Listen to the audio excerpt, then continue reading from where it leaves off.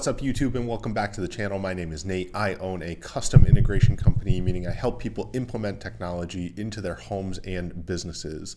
Just wrapped up a project recently that I thought would be a good thing to share with everyone, as it was a budget home theater build.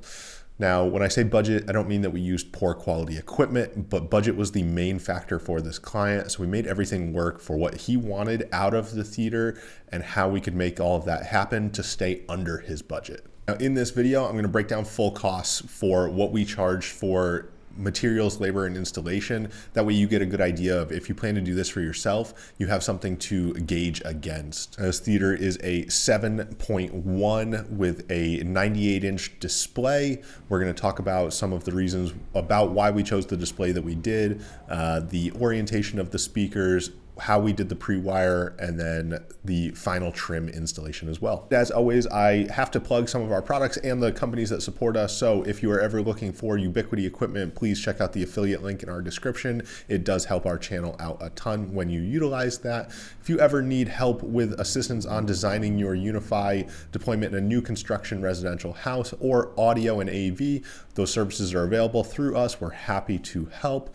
We also have all sorts of 3D printed products for the AV and network world, as well as all sorts of different toys, fidget toys, and things like that available on our website. Those will all be linked down in the description below, including our guides for how to utilize smart home equipment if you are building a new house. Make sure to check it out. Now, as you can see in this theater, it is a display as opposed to a projector.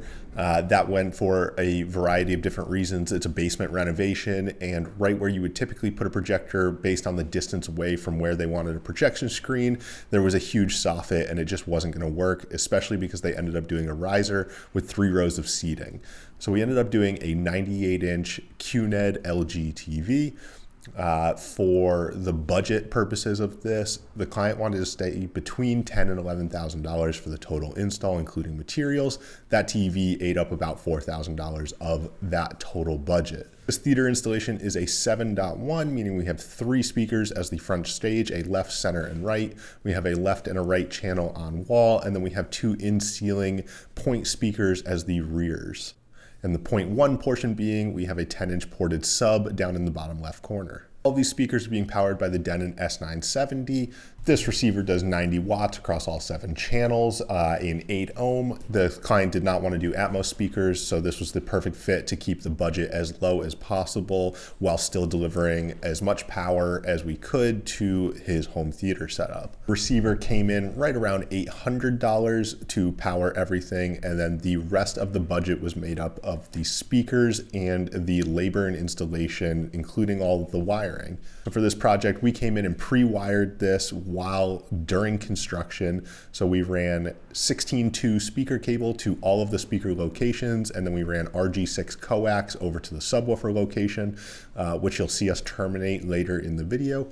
Typically, in an installation like this, we would use what's called a pre-construction bracket. We've talked about it in the past with other videos on installing speakers, specifically in-wall and in-ceiling speakers. The timeline was super tight with this project. We got a call about 3 days prior to drywall that they wanted to have this done, which was just not enough time for us to get in those pre-construction brackets. We ended up just using a trick of taking a piece of cardboard, spanning the 2 studs, and poking our wire out in the location that we wanted it.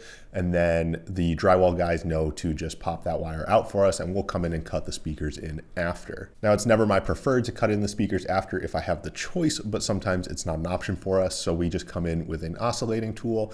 We use the template for that speaker, and then we go ahead and cut out the hole, knowing exactly where our wire is on the inside and where our service loop is above, so that we can make sure we avoid hitting it. Now, the 2 in-ceiling speakers that are in the soffit are the rear channels. We use those as point speakers so that we could isolate and change the tweeter to focus directly where the seating was. Now, all the seating is not included in this budget that they gave to us. We typically will offer to provide seating. However, they ended up buying it from a third party, including the riser. So the basement renovation company that did this complete build, they built the riser for that. So again, that is not included. So the only things included in this $10,000 to $11,000 budget is going to be your display, the speakers, so all 7 speakers plus the subwoofer, and then your receiver, and then wiring, labor, and materials. Now, if you were doing this yourself and you were wiring it yourself, you can obviously omit a good chunk of that price for the labor and materials.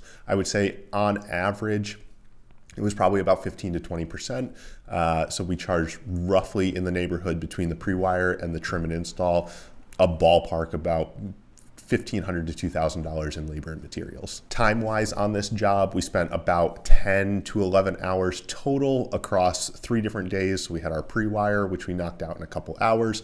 We had our trim and install, which was split up over 2 days, purely just based on our schedule. It could have been done in one. So that included mounting the TV, installing all of the speakers, and terminating all of the cables into that Denon receiver. Now you see us using a product called Speaker Snaps. We're not affiliated with them at all. I would love to be, but they just make things incredibly easy. So it's a specific type of banana plug.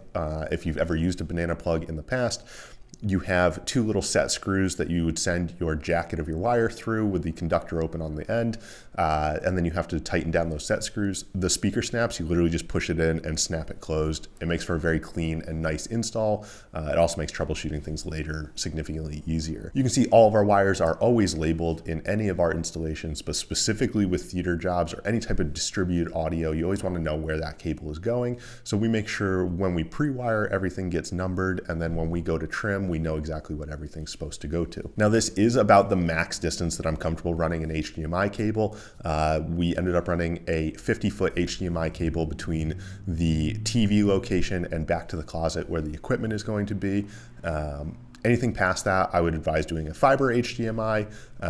For home theater, typically using like an HDMI Balun over Cat6 is not always recommended because of latency issues, but it is another alternative option. This client decided to go with an Apple TV as the main source for everything, so we just have that plugged directly into the Denon as well. Now, we've obviously done home theaters on a much bigger scale than this. I would say the average home theater installation, if you were going to pay a company to do it, you should expect to be around 15 to 20,000, especially if you are having them provide seating. The seating can range dramatically in price, just like anything, especially, or alternatively, if you're using a projector and a screen, plan for that price to be more expensive. I thought this was a really good example of a entry-level way to get into a home theater in your house if you were doing a dedicated room for it. So 7.1 is really good, involved surround sound that you're going to have. Obviously, there is no Atmos speakers in this, but that's not necessarily for everyone. When we sat down with the client, this was going to be a mixed use space. So it wasn't just dedicated towards movies. They were going to utilize it for TV, sports, and movies as well. In most applications, I would always love to put a second subwoofer in, but it just wasn't in the client's budget, nor was it a huge priority for them either. It was a very small space with that one 10-inch ported sub. It did sound very good in the room. And then tuning wise, we went through and we used the Odyssey software that is built into the Denon to tune everything and make sure it sounds great for the client. So if this is something you are looking to do for yourself, I would say you could definitely get away with doing a $5,000 to $10,000 range if you're going to wire everything and do all the installation. Depending on the type of screen you use, maybe use a smaller display, maybe you go with a projector, maybe you plan to be a little more expensive than that. Always depending on your speakers. Speakers are a huge rabbit hole of the pricing that you can go with.